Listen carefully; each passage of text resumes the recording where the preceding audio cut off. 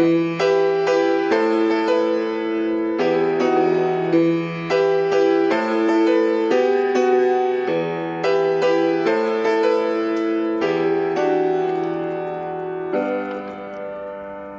everyone, welcome back to MJT Review. So good to have you back. We're talking about Russia, Scream by Sergey Lazarev. And I'm here with, first off, who do you think's first? Is it Stuart? Is it Len? Is it Elysse? Hi, person number one. Hey, suspense is real. It's Elysse. Start off with the longest one, don't you?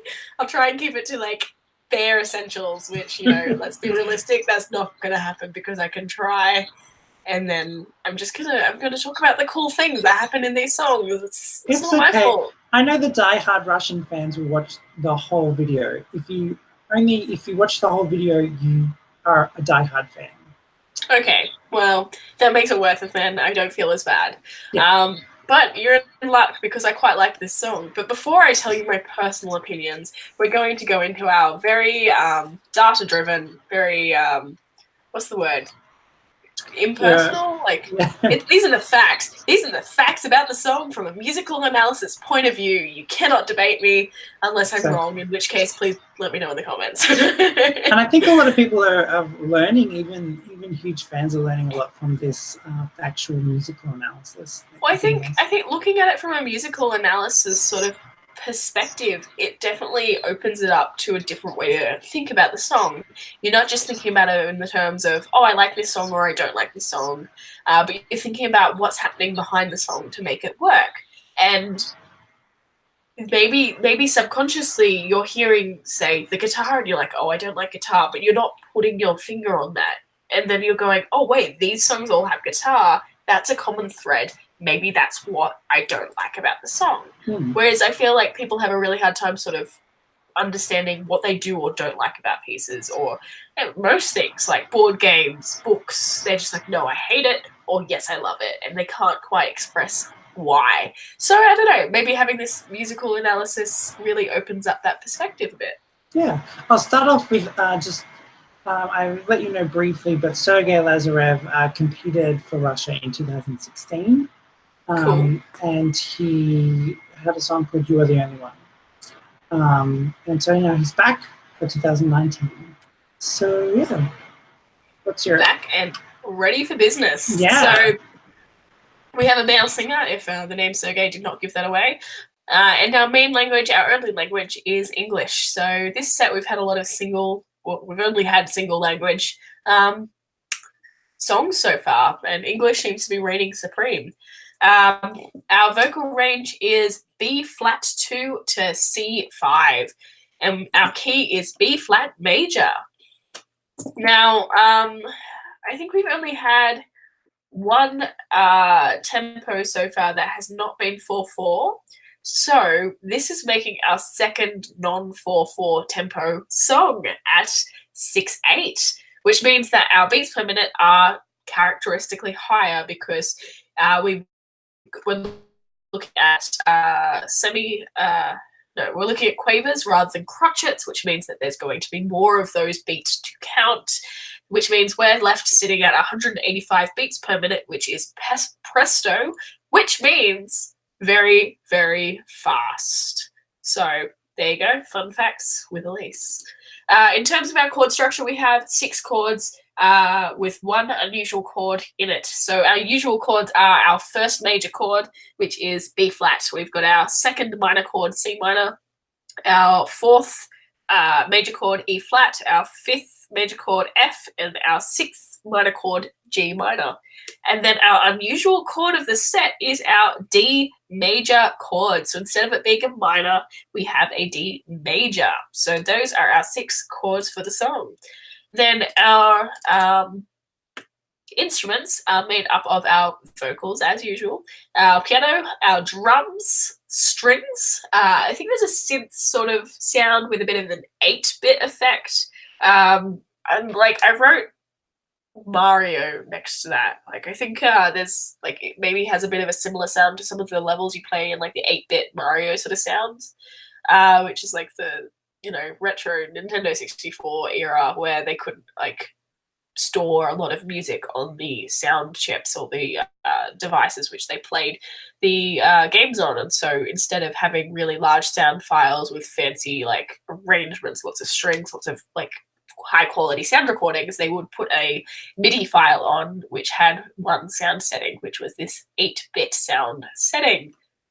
Music history for y'all, because computer data chips were not like big. Remember back in the day when they had like memory cards that were like 32 megabyte? I still have one of those. It is useless. It takes 0 pictures. It doesn't take 1 picture. It takes 0 pictures with my camera. Wow. That's right. So a bit of that synth sort of sound with that 8-bit effect. Then we have some backing vocals to finish that off. Our song structure is verse 1 at 8 bars. We have our pre-chorus at 16 bars. We have a chorus at 16 bars. Verse 2 is 8 bars, pre-chorus for 12 bars, so just a bit shorter than our previous one.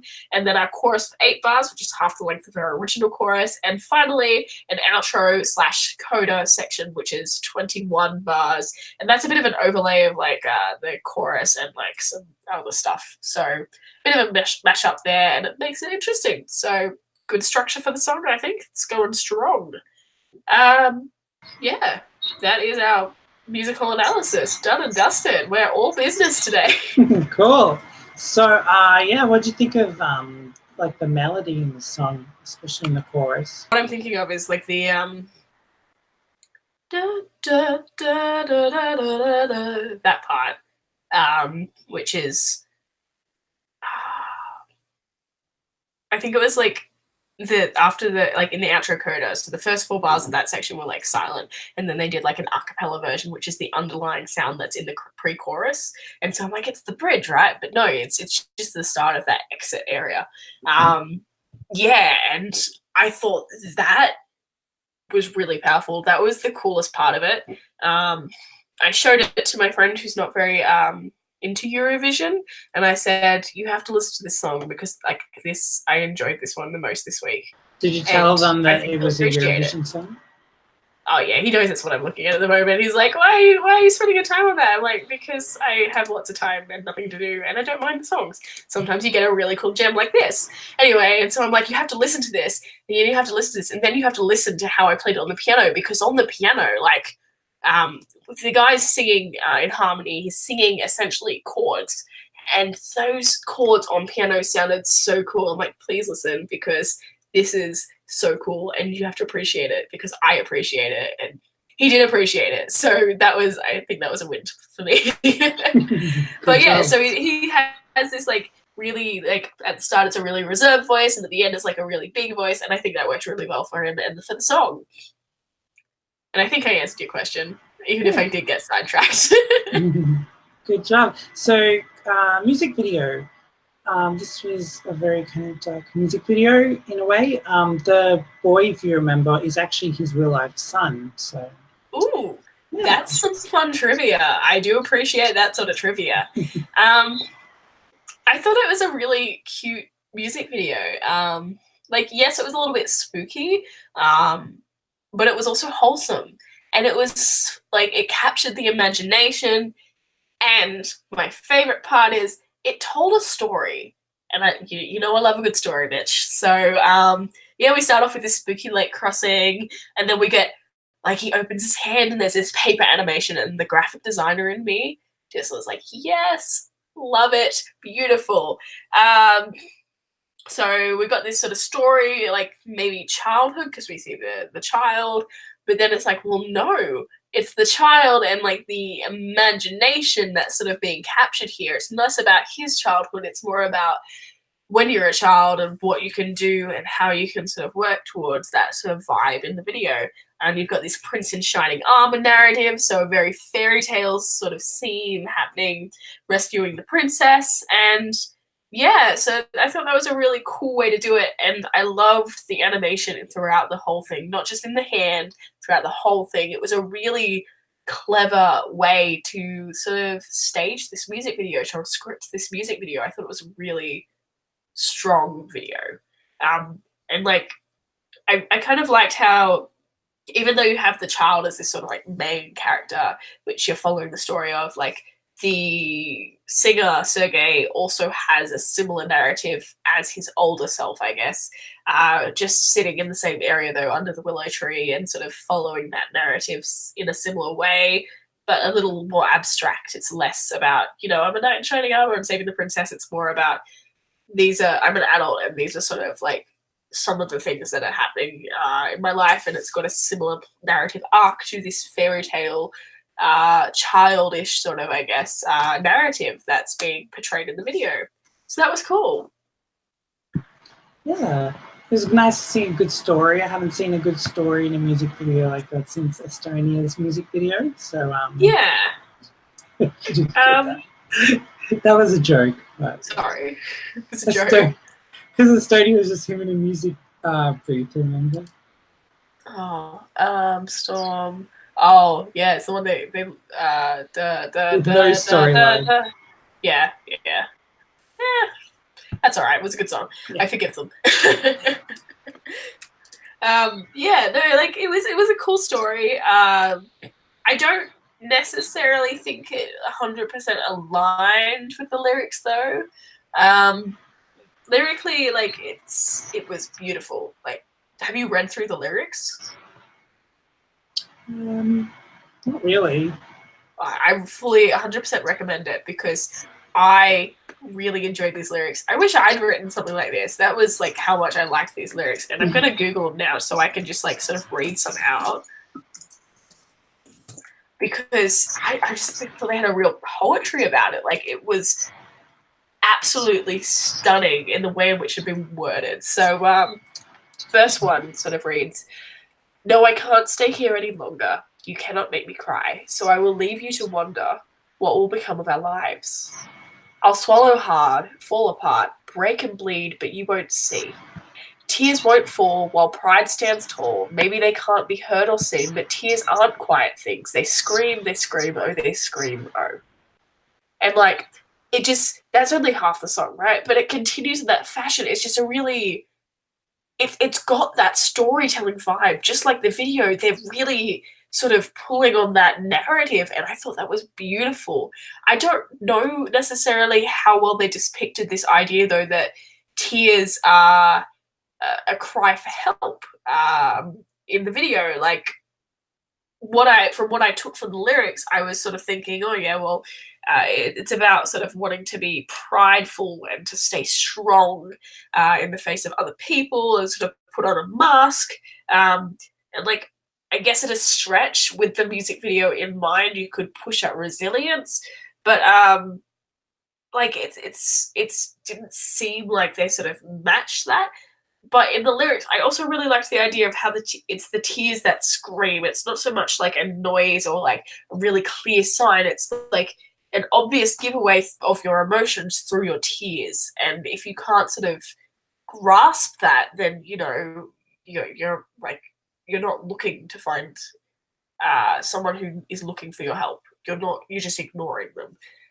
So like, I really enjoyed the story of the video, and I really enjoyed the story for the lyrics, but I think narratively it was a little bit, here's one story, here's another story. And so if you're not listening to the lyrics, the video is awesome. If you're listening to the lyrics, the video is still awesome, but the lyrics make less sense. And it's such a shame because these lyrics alone are works of art. Like, I cannot express that enough. These lyrics are amazing.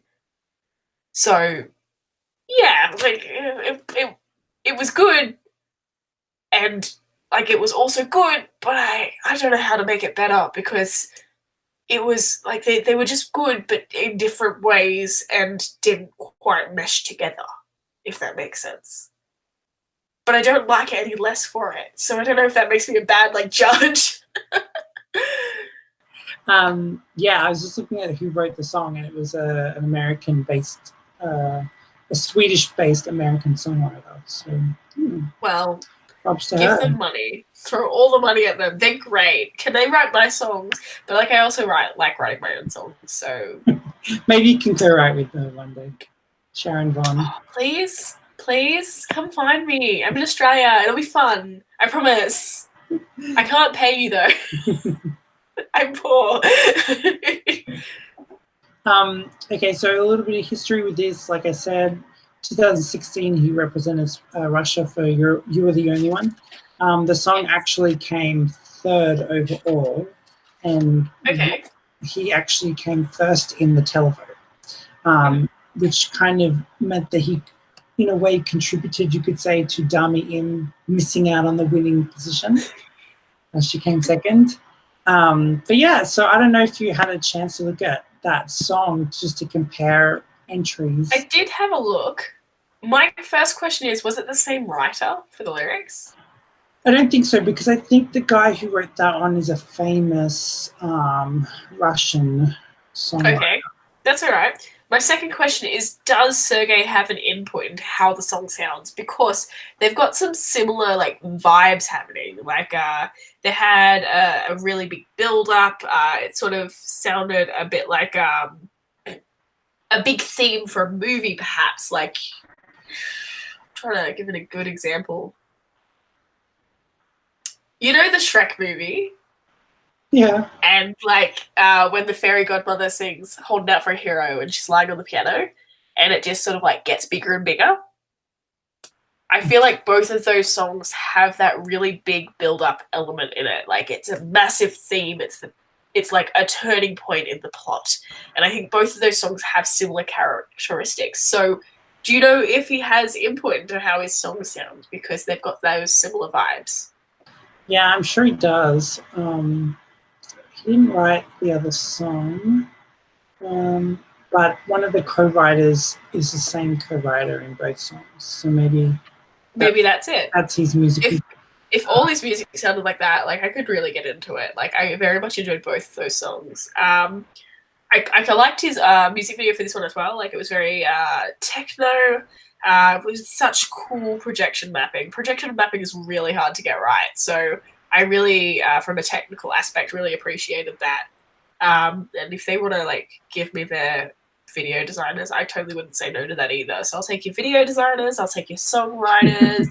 I don't need your singer. I am a singer, so you know I got you covered there. But that was pretty cool. I feel like I've seen a clip of this before in something that you've posted, Sure. especially with the fire, because like I saw the fire, I'm like, I've seen this before, because last time I saw this, I made a similar connection, which was that it reminds me of my Rubens Tubes project. Because I'm like, yes, the fire is everywhere. It's like in the background, and that was like similar to my initial vision for that project, just like fire in the background everywhere. So that was pretty cool. The end of the video though, like, was a bit jarring.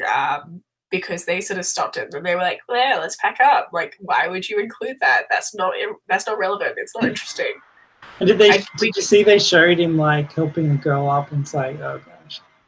Yeah, like I mean, if you want to show that it's all projection mapping, then just turn off the lights and then dim, like then fade to black. That I can get behind, but you don't need to show them packing up. Like it's still not interesting. I think musically it was interesting that this one, like the 2016 entry, had a key change.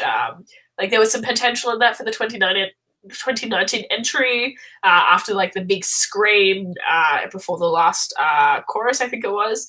So it's interesting that they didn't go with that. But yeah, it worked. Like for both of them, it worked. Do you find this entry more sobering than that one? Sobering? Like as in raw. Yeah, but I also think like it's got some different, like it's a very different piece in a sense, which is good because I guess if you're entering the same guy twice, you don't want to just be like, oh yeah, it's a one-trick pony. He only does one thing, because otherwise, you know, it's not going to be received well, is it? Like the second time, you're going to be like, well, I heard this before. What are you doing back here? I don't want you. Yeah, or like everyone obviously has built up expectations, and so they're like, well, you didn't do anything different. Why did you bother? So yeah, like it's a good song. But I think 2019's song in its own right is also a good song, and like it stands on its own as well, despite being the same singer. Okay, cool. All right, thanks very much, Elysse. So Russia's been in it before, in 2016, Okay.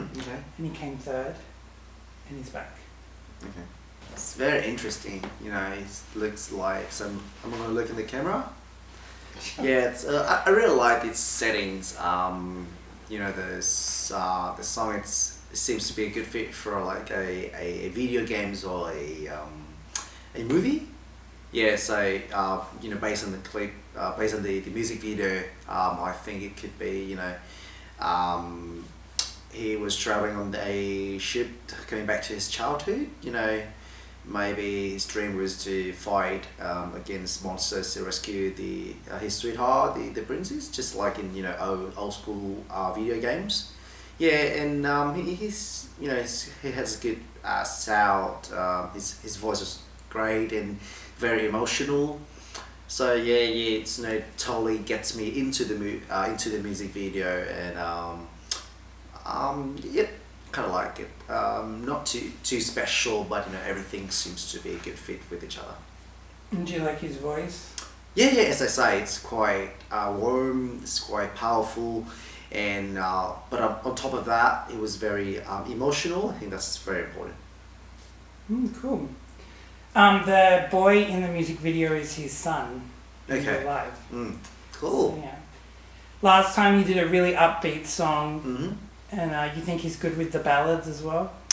I kind of like the ballads, you know, myself. I prefer the ballad to upbeat songs, but I think, I mean, like, he's at a very high level of performing in as a singer, so I think he will do well in upbeat songs as well. Cool. All right. Awesome. Thanks, Len. Yep. Okay. Hi, I'm here with Stuart Wilders from ESC Fan TV and talking about Russia, Scream by Sergey Lazarev. Sergey is back. What I'm curious, what did you think of You Are the Only One back in 2016, Stuart? Oh, okay. So 2016, I never really liked the song, to be honest. I always thought the song was so-so, and it needed the stage. It needed its performance to really bring it to life. And I kind of feel less about this song than I did about You Are the Only One. So this definitely needs the staging to pull it through. And it's actually, I think I kind of prefer this song over his 2016 entry. The difference is this one builds, whereas the one in 2016 was a bit more predictable. There's a bit more Eurovision by numbers. So he's kind of got out of sight of what I would think it would be his comfort zone to present this to the Eurovision world. And he himself has said this is not your usual Eurovision track, and he's right. I'm just not convinced it's going to do that well. There's a lot of people saying, well, it's Sergey Lazarev, therefore he's going to do well, maybe even win. I don't buy it. When have we seen a Eurovision artist come back or a pretty famous star and just deliver a song that was so-so and do really well? I mean, do you remember Dana International a few years ago with Ding a Dong? Yeah. And yeah, everyone was like, oh, it's going to do really well, even though everyone knew the song was naff. Although she herself would say it's naff now, I'm pretty sure. And most people say it's naff. Even die-hard Dana International fans say it's naff. I kind of feel the same about this. I'm not saying it's this similar sort of type of song. It's better than Ding a Dong, don't get me wrong. However, I just don't think it's that good. I don't know why she sent Ding Dong. She co-wrote Fire in Your Eyes by Boaz in 2008. It's one of my favorite songs of all time. She could have... She has the ability to be... to write great songs. Do you think that he has a draft plan made by Dima Bilan and he's trying to pull a Dima Bilan? Yeah, quite possibly. It's very similar in its style. I'm expecting him to throw everything at this visually. So he's not giving anything away. He's not telling everyone what he's going to do. One thing we do know about this guy is that he will perform really well and he will sing it really well. And the staging, you just know, is going to be epic. It's kind of epic last year with what they did with Julia. Even though the song was really bad, this need its performance, and I have no doubt in my mind that they're going to throw everything at it. Okay, cool. All right, thanks very much, Stuart. And thanks to all the jury members for the reviews. You can subscribe to check out more videos. Until next time, bonsoir Europe, and goodbye. Who will make the cut?